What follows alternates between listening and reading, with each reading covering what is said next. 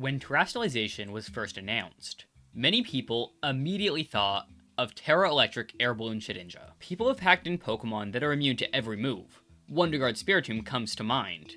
But to be able to actually use that Pokemon in an actual match? It seemed downright terrifying. Not only that, but the Pokemon Cyclizar was able to pass a substitute to Shedinja through the use of Shed Tail, making it immune to status moves. This would fortunately not be usable in most formats, as Shedinja was not one of the Pokemon available within Paldea, though for the format of National Dex, this devious strategy would be allowed. It was then with no surprise that Shedinja was quickly banned to National Dex Anything Goes. However, at the same time, another strategy was brewing: Revivecats, the terrible sequel to Divecats. This strategy made use of the Pokemon Liepard having access to both Prankster and Assist, the same combination that enabled Divecats. This combination broke the game, because Prankster gives moves that were not designed around priority access to having priority. Both Revivecats and Divecats had to have the entire team built around the strategy, as to guarantee that Assist would always call the correct move. Revivecats involved using a priority revival blessing to repeatedly revive the members of your team. Typically, this would include a Liepard, a Purloin, and a Meowstic, due to species clause. This was quickly found to be uncompetitive, and was banned to the tier of Anything Goes. Now, this video is not about Shedinja being balanced in Ubers or OU. Shedinja as a threat was very over-centralizing, often requiring a team to put 1 or 2 counters to it on the team. This video is mainly about why Shedinja was balanced in the tier of Anything Goes. Within Anything Goes, Shedinja rarely ran the Tera Electric Air Balloon strategy in combination with Cyclizar, as it required 2 team slots to be used on a strategy that people would be very prepared to counter. Instead, Shedinja would often choose a type depending on the other Pokemon on your team, and had quite a few viable types to choose from.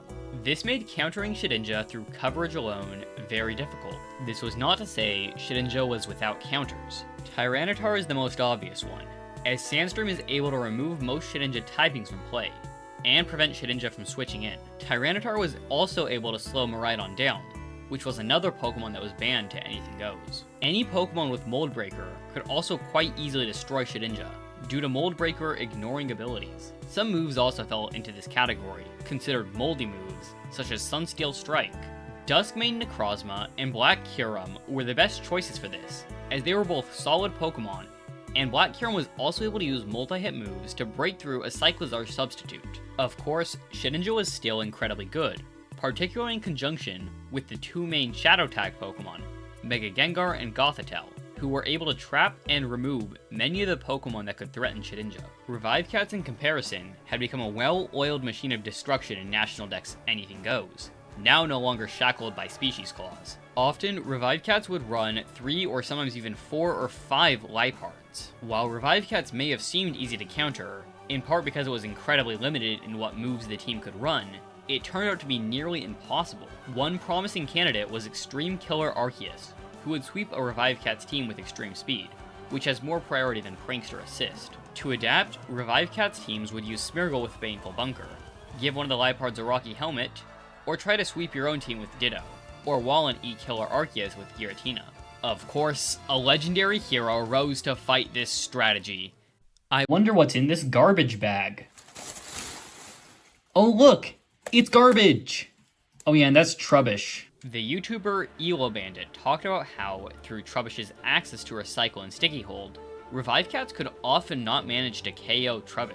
Of course, Trubbish only countered the standard Revivecats team, and was useless against any other team, except for maybe to sack to go to another Pokemon. Other Revivecats teams, such as a team that used Revival Blessing and Last Respects, would be able to build up enough damage to defeat not only Trubbish, but then your entire team, with a move that had +1 priority and could reach up to 4,000 base power. Even a strategy as vile as Baton Pass looked like the most pure and saintly strategy ever, in comparison to Revivecats. Every team would have to account for Revivecats and Shedinja, as well as the broken monsters such as Mega Rayquaza and Miraidon. No team could be prepared for everything, as you would often lose enough power in stopping Revivecats that you would lose to a more standard team, and would need to have specific moves in Pokemon to stop Shedinja.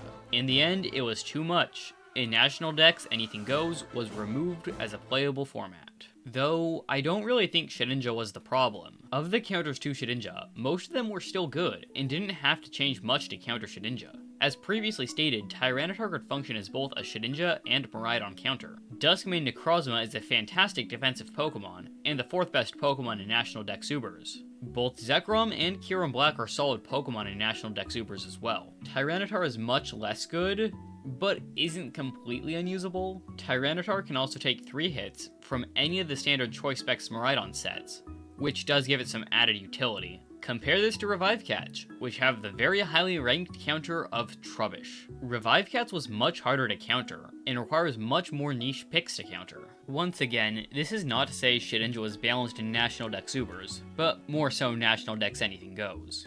Being required to bring a specific Pokemon to have any hopes of defeating a common Pokemon is not a good thing. However, National Dex Anything Goes is a tier where this kind of thing is quite common, with threats like Zacian and the Baton Pass strategy both being options with very few counters. Shedinja was still pretty good even with these counters, and a lot of playing with Shedinja involved building a team where you could defeat those counters, through switching and out maneuvering. And that's another good thing about Shedinja, it encouraged good team building. You had 5 open slots, and there were many ways to defeat Shedinja's counters. Shedinja was not mandatory to run, but it was quite good when you did run it. However, Mega Gengar, and Shadow Tag in general, may have pushed Shedinja over the edge of brokenness. Terra Normal Shedinja was one of the better types for Shedinja, and had one weakness, to fighting. However, if your opponent used a fighting type move or a status move, Mega Gengar could switch in, trapping the opponent and anchoring them into a useless move. This, while not completely unmanageable, wasn't good for skillful gameplay. This was, in my opinion, the main issue with Tera Shedinja, as it required your opponent to have to manage how one Pokemon could stop 3 different Pokemon, with Encore and Mega Gengar being able to pick off counters that used the wrong move, and Gothitelle being able to use Cosmic Power to stall out threats. Revivecats, however, was often stuck using the same 2 or 3 teams. Revivecats had one game plan, and your team either could beat it or it couldn't. This was like Baton Pass, except Baton Pass was much easier to counter, as well as having a Baton Pass chain be easily broken with the menaces in the tier, such as Miraidon. Was Shedinja somewhat over-centralizing?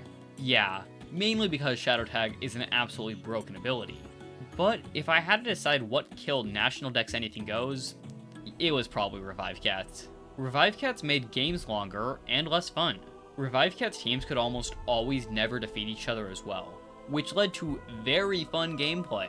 Shedinja was, in my experience at least, pretty fun to go against. You had to keep your checks and counters alive while removing your opponent's checks and counters. Of course, the broken nature of Shadow Tag did kind of push this all over the edge, but Shadow Tag was way too broken even without Wonder Guard.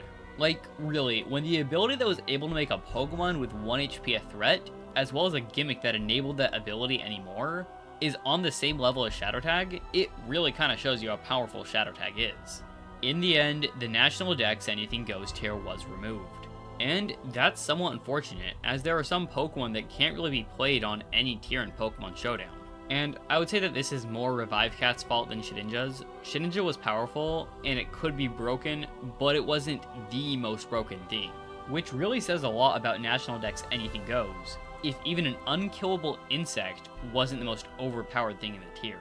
Well, thank you for watching. If you liked the video, like it. If you want more, subscribe, and if you didn't like the video, dislike it and tell me what I can improve in the comments. I also made another video about Shedinja, though that video definitely wasn't my greatest in terms of editing. Anyways, I've been Blip Exists, hope to see you later.